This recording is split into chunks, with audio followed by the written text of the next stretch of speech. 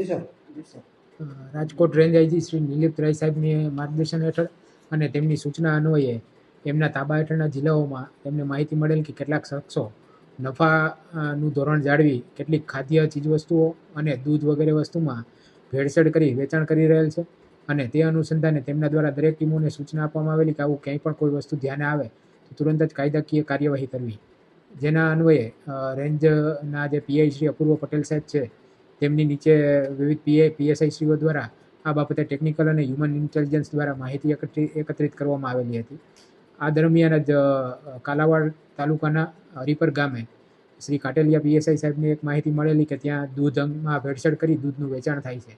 તે માહિતી અન્વયે તેઓ દ્વારા વિવિધ હ્યુમન ઇન્ટેલિજન્સની મદદથી એક્ઝેક્ટ કયા સમયે આ કામ થાય છે, ક્યાં વેચાણ થાય છે તે બાબતે વિવિધ ટીમોને મોબિલાઇઝ કરેલી હતી અને ટીમ દ્વારા સિગ્નલ મળતા રાત્રિના આશરે 12:30 વાગ્યાની આસપાસ તેમણે હરિપર ગામે રેડ કરવામાં આવેલી હતી. સદરુ રેડ દરમિયાન જે હરિપરના રહેવાસીઓ છે કે મેરુભાઈ બાવનભાઈ ભારાઈ, બધાભાઈ બાવનભાઈ ચાવડા, મેરુભાઈ બધાભાઈ કરશનભાઈ વંશ, રાણાભાઈ નાથાભાઈ ભારાઈ, બોઘાભાઈ નાથાભાઈ માયાભાઈ વંશ, આ લોકોના ઘરે અને આજુબાજુમાં તેમની ડેરીઓ આવેલી હતી જ્યાં તેઓ દૂધનો સંગ્રહ કરતા હતા. તે સ્થળે ચેકિંગ કરવામાં આવેલું હતું. ચેકિંગ દરમિયાન સ્થળ પરથી આશરે 7,150 લીટર જેટલું દૂધ, વનસ્પતિ ઘી 120 કિલો અને દૂધ બનાવવાનો પાવડર આશરે 15 કિલો જેટલું મળી આવેલ હતું.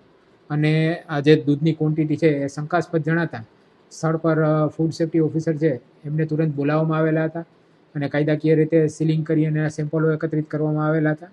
આ સેમ્પલો વધુ તપાસ અર્થે મોકલવામાં આવેલ છે. ત્યારબાદ સદરું જે દૂધ છે 7,150 લીટર શંકાસ્પદ દૂધ, એ દૂધનો એફએસઓની હાજરીમાં જ ક્યાંય પર્યાવરણને નુકસાન ન થાય એ રીતે નિકાલ કરવામાં આવેલો હતો. જે કંઈ પણ રિપોર્ટ્સ આ બાબતેના આવશે એ રિપોર્ટ આવ્યા બાદ જો ગુનાહિત કૃત્ય જણાશે તો તેમના વિરુદ્ધ કડકમાં કડક કાર્યવાહી હાથ ધરવામાં આવશે. સર, કેટલા સમયથી આ લોકો દૂધનું વેચાણ કરતા હતા અને કેટલી જગ્યાએ એ લોકો જે મટીરિયલ છે વિવિધ વનસ્પતિ ઘી અને એ બધી વસ્તુઓ ક્યાંથી લઈ આવતા હતા, કેટલા સમયથી લઈ આવતા હતા, તેમના ચલણો અને તેમનું ટેકનિકલ સર્વે કરી અને આ તમામ માહિતીઓ એકત્રિત કરવાની કાર્યવાહી હાલ ચાલુ છે.